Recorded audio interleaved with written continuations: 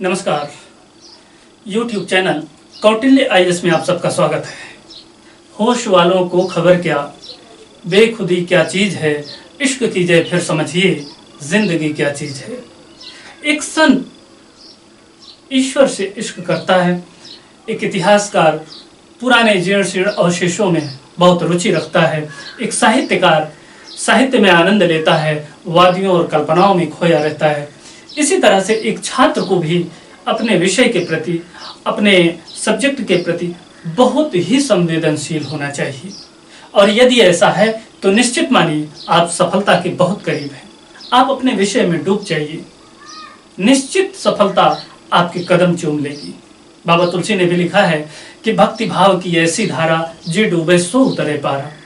तो जो डूब गया वो पार उतर गया, है ना। तो सफलता प्राप्त करने का जो सबसे पहला कदम है वो ये कि अपने विषय से अनन्य प्रेम हो जाए। ठीक है। जहां तक आज के टॉपिक की बात है, आज हमारा टॉपिक है प्राचीन भारतीय इतिहास का सिंधु सभ्यता।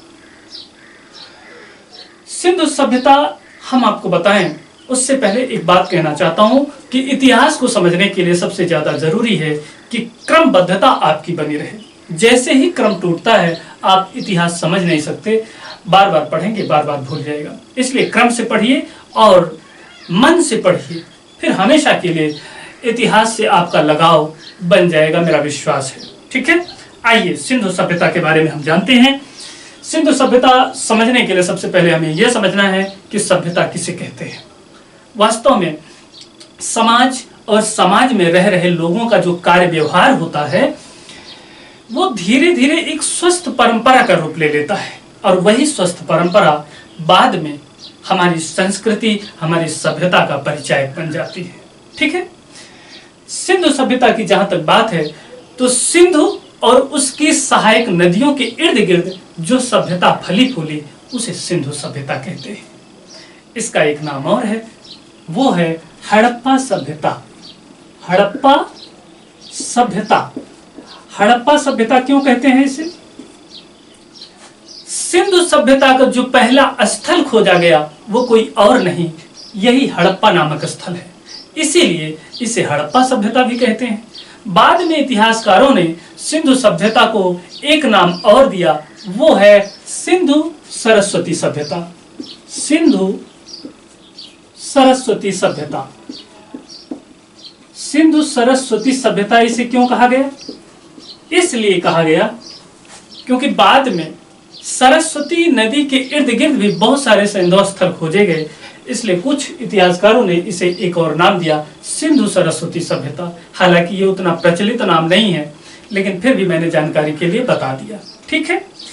इसके बाद आप अगले क्रम में जो समझेंगे, क्योंकि आप जानते हैं कि सिंधु सभ्यता बहुत पुरानी सभ्यता है, लगभग 4-4.5 हजार वर्ष पुरानी सभ्यता है। तो जेहन में प्रश्न उठता है कि आखिर इस सभ्यता की खोज कैसी हुई। बस यहीं से हमें अगला टॉपिक मिल जाता है, हमें खोज के बारे में जानकारी प्राप्त करना है। अगला टॉपिक हमारा है खोज। ठीक है। मैं आपको समझाने की कोशिश करता हूं। ब्रिटिश हुकूमत के दौरान 1826 ईस्वी में एक व्यक्ति थे, ब्रिटिश व्यक्ति, चार्ल्स मैसन। कौन थे? चार्ल्स मैसन। उन्होंने पश्चिमोत्तर भारत का दौरा किया, आधुनिक पाकिस्तान, लेकिन तत्कालीन पश्चिमोत्तर भारत का दौरा करते हैं। और उस दौरा में उन्होंने जो निरीक्षण किया उसमें उन्होंने पाया कि हो ना हो कभी न कभी कोई ना कोई सभ्यता यहाँ जरूर रही होगी। तो यहीं से प्रश्न बनता है कि सबसे पहले सिंधु सभ्यता के बारे में अपना विचार किसने प्रकट किया? तो कोई और नहीं, चार्ल्स मैसन थे। कौन थे? चार्ल्स मैसन। कब गए ये पश्चिमोत्तर भारत? 1826 ईस्वी में। ठीक है। इसके बाद लगभग 20-30 साल बाद 1856 ईस्वी में क्या होता है कि कराची से लाहौर रेल लाइन बिछाई जा रही थी। कहां? कराची से लाहौर रेल पटरी बिछाई जा रही थी। इस रेल प्रोजेक्ट के 2 इंजीनियर थे, वो दोनों सगे भाई थे। उनका नाम था बर्टन बंधु। क्या नाम था? बर्टन बंधु। एक का नाम था जेम्स बर्टन और दूसरे का नाम था विलियम बर्टन। ये दोनों सगे भाई थे और उस रेल प्रोजेक्ट के इंजीनियर थे। रेल पटरी बिछाते समय इन्हें मिट्टी की आवश्यकता हुई, तो एक बड़ा सा टीला था, उसकी ये खुदाई करवाते हैं। थोड़ी सी खुदाई हुई, उसके बाद वहां से ढेर मात्रा में ईंटें मिली।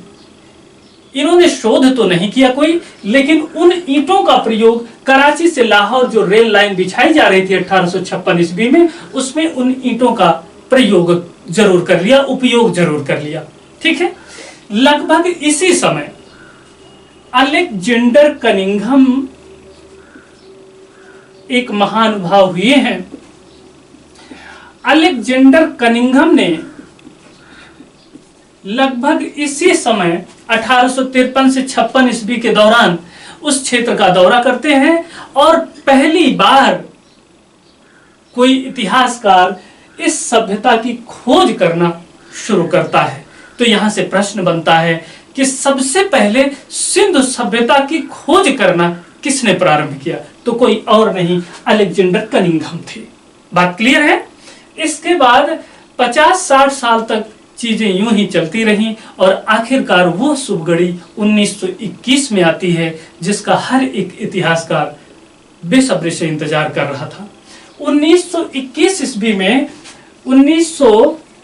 ईस्वी में भारतीय पुरातत्व विभाग के जो प्रधान थे वो थे सर जॉन मार्शल। कौन? Sir John Marshall. Sir John Marshall के नेतृत्व में 2 स्थलों की खुदाई होती है। कौन से थे वो दोनों स्थल? एक था हड़प्पा और दूसरा था मोहनजोदड़ो। इन दोनों स्थलों की खुदाई होती है, खोज होती है। हड़प्पा की खुदाई करवाई किसने? दयाराम साहनी ने। किसने? दयाराम साहनी ने। और मोहनजोदड़ो की जो खोज है, खुदाई है, वो करवाते हैं राखाल दास बनर्जी। और इस तरह से हड़प्पा और मोहनजोदड़ो 2 स्थल खोजे गए, लेकिन इनमें भी सबसे पहला जो स्थल खोजा गया वो है हड़प्पा। इसकी खोज या खुदाई किसने करवाई? दयाराम साहनी ने करवाई। बाद में मोहनजोदड़ो की खोज हुई इसके ठीक बाद, और इसकी खुदाई या खोज किसने की? राखाल दास बनर्जी ने। यदि प्रश्न ऐसा आता है कि इन दोनों स्थलों की खोज या खुदाई किसके निर्देशन में हुई, तो सर जॉन मार्शल के निर्देशन में हुई, नेतृत्व में हुई, क्योंकि यही थे भारतीय पुरातत्व विभाग के उस समय के हेड। इतनी बात है खोज के बारे में। क्लियर है? कोई डाउट होगा तो कमेंट करना। ठीक है। आइए, अब जब खोज की बात हो गई बेटा, तो इसके बाद जो अगला हमारा पॉइंट बनता है कि इतनी जो पुरानी सभ्यता है, इसका काल क्या था? काल निर्धारण, ये हमारा है अगला टॉपिक, काल निर्धारण। वैसे तो बहुत इतिहासकार हुए हैं जिन्होंने अपना अपना मत दिया है, लेकिन 3 मत आपको समझना है, क्योंकि चाहे यूपीएससी का एग्जाम हो, चाहे यूपीपीएस का एग्जाम हो, या कोई वनडे एग्जाम हो, इतिहास अब जीएस के लिहाज से ही पढ़ा जाता है। वैसे तो अगर मैं सिंधु सभ्यता पढ़ाना स्टार्ट करूं तो लगभग 20-30 क्लास बन जाएगा, लेकिन हमें उतना ही पढ़ना है जितने की आवश्यकता है। इसलिए उतना ही समझिए और क्रम से समझिए जितने की आवश्यकता है, जिसे आप अच्छे से समझ सकें और आपके काम आ सके। ठीक है। तो काल निर्धारण में 3 मत हम आपको बताएंगे, और पहला मत है सर जॉन मार्शल का। सर जॉन मार्शल का मत इंपॉर्टेंट है, क्योंकि ये भारतीय पुरातत्व विभाग के हेड थे और इन्होंने अपना मत दिया है। सर जॉन मार्शल के अनुसार सिंधु सभ्यता का जो काल है वो है 3250 ईसा पूर्व से लेकर के 2750 ईसा पूर्व तक। 2750 ईसा पूर्व तक यह काल निर्धारण किसका है? सर जॉन मार्शल का, 3250 से 2750 ईसा पूर्व के मध्य। ठीक है, दूसरा मत हम आपको समझाते हैं, वो है कार्बन 14 पद्धति के अनुसार। कार्बन 14 पद्धति के अनुसार सिंधु सभ्यता की आयु क्या थी? ठीक है, कार्बन 14 पद्धति समझ लीजिए, ये एक ऐसी पद्धति है जिसके माध्यम से जीवाश्मों की आयु का ज्ञान हम प्राप्त करते हैं। ठीक है, जीवाश्मों की आयु ज्ञात की जाती है कार्बन 14 पद्धति के माध्यम से। तो कार्बन 14 पद्धति के अनुसार, कार्बन 14 पद्धति के माध्यम से जो आयु ज्ञात की गई सिंधु सभ्यता की, वो है 2300 ईसा पूर्व से लेकर के 1750 ईसा पूर्व तक, 1750 ईसा पूर्व तक कार्बन 14 पद्धति के अनुसार 2300 ईसा पूर्व से लेकर 1750 ईसा पूर्व तक। जो अगला और अंतिम मत हम आपको बताने जा रहे हैं वो सर्वमान्य मत है, जो कि एक पैमाना बना सिंधु सभ्यता की काल निर्धारण के लिए। ठीक है, वो एज है, वो टाइम है 2500 ईसा पूर्व से लेकर के 1700 ईसा पूर्व तक, 1700 ईसा पूर्व तक। यह वो समय है जिस पर ज्यादातर इतिहासकार एकमत है और यही सर्वमान्य रूप से स्वीकार किया जाता है। ठीक है, और यही सिंधु सभ्यता का पैमाना भी बना काल निर्धारण के लिए। ये 3 मत आप याद रखना। ठीक है, इसके बाद काल निर्धारण की बात हो गई। अगला जो हमारा बिंदु बनता है या टॉपिक बनता है सिंधु सभ्यता को समझने का, वो क्या होगा? इसका उद्भव कैसे हुआ? सिंधु सभ्यता का उद्भव कैसे हुआ? इसके जन्मदाता कौन है? इसके निर्माता कौन है? ये प्रश्न तो उठता है, जहन में उठता है कि नहीं? बिल्कुल उठता है। आइए उद्भव के बारे में समझते हैं। उद्भव या इसके निर्माता कौन थे? 2 मत हैं जिन्हें आपको समझना है। एक है विदेशी मत और दूसरा है स्थानीय मत। पहले हम विदेशी मत समझ लेते हैं। विदेशी मत के अनुसार सिंधु सभ्यता के जो निर्माता है वो कोई और नहीं, सुमेरियन लोग हैं। विदेशी जो इतिहासकार हैं, जैसे sir John Marshall,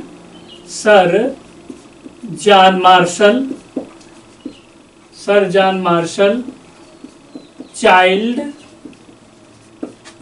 wheeler, D Kaushambi आदि,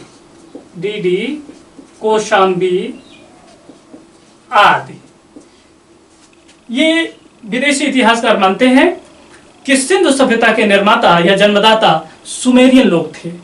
ये अपना मत देते हैं कि जिस तरह के भवन, जिस तरह की नालियां, जिस तरह की सड़कें, जिस तरह का रहन सहन सिंधु सभ्यता के लोगों का है, वैसा ही सब कुछ देखने में सुमेरियन सभ्यता में भी आता है। इसलिए सुमेरियन लोग सिंधु सभ्यता के जन्मदाता हैं, निर्माता हैं। लेकिन स्थानीय जो मत है वो इससे भिन्न है। स्थानीय मत इससे भिन्न है। स्थानीय मत में सबसे प्रमुख मत है राखालदास बनर्जी का। राखालदास बनर्जी के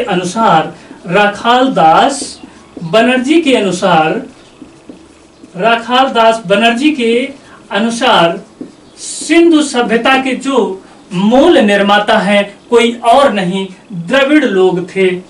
कौन थे? द्रविड़ लोग। और यही सर्वमान्य मत है। ये कई बार परीक्षा में पूछा गया प्रश्न है कि सिंधु सभ्यता के मूल निर्माता कौन थे, तो कोई और नहीं, द्रविड़ लोग थे। ये मत दिया है राखालदास बनर्जी ने। इन्होंने ही मोहनजोदड़ो की खोज की थी। ठीक है, एक और मत है स्थानीय मत में, वो है टी रामचंद्रन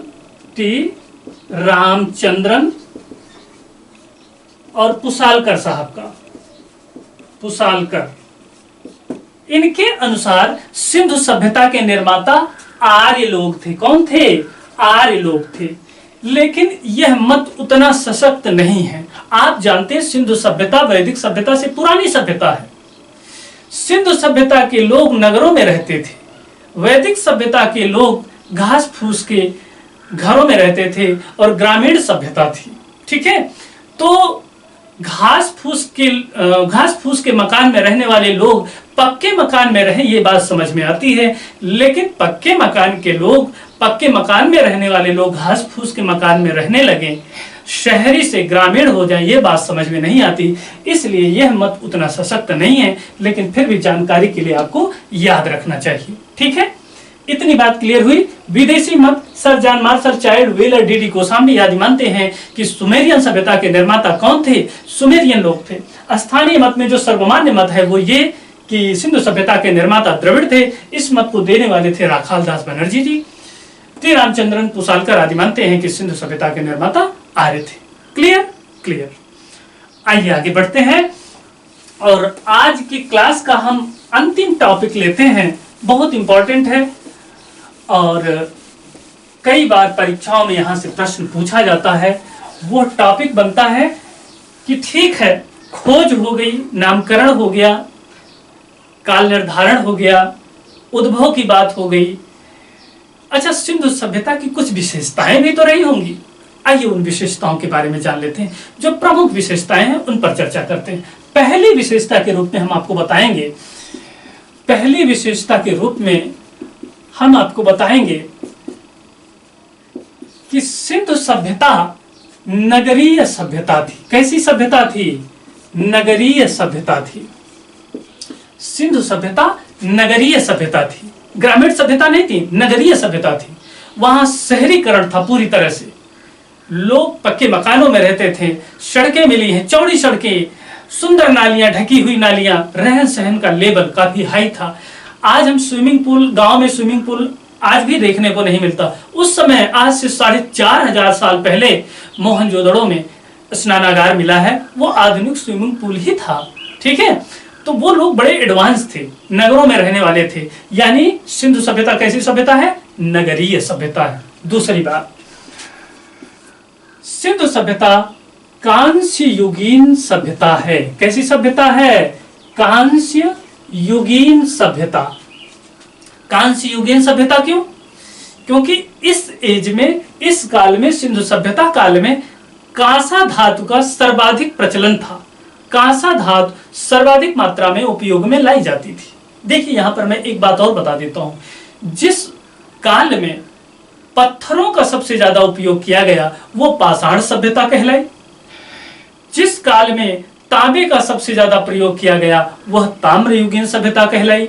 जिस काल में लोहे का सर्वाधिक उपयोग किया गया वह लौह युगीन सभ्यता कहलाई। उसी तरह चूंकि सिंधु सभ्यता काल में सबसे ज्यादा उपयोग कांसा धातु का हुआ, कांसा धातु सबसे ज्यादा प्रचलन में था, इसीलिए सिंधु सभ्यता कांस्य युगीन सभ्यता कहलाई। ठीक है, और एक बात और मैं बता दूं, कांसा तांबा प्लस टिन से मिलकर के बनता है। तांबा और टिन से मिलकर के क्या बनता है? कांसा बनता है। क्लियर।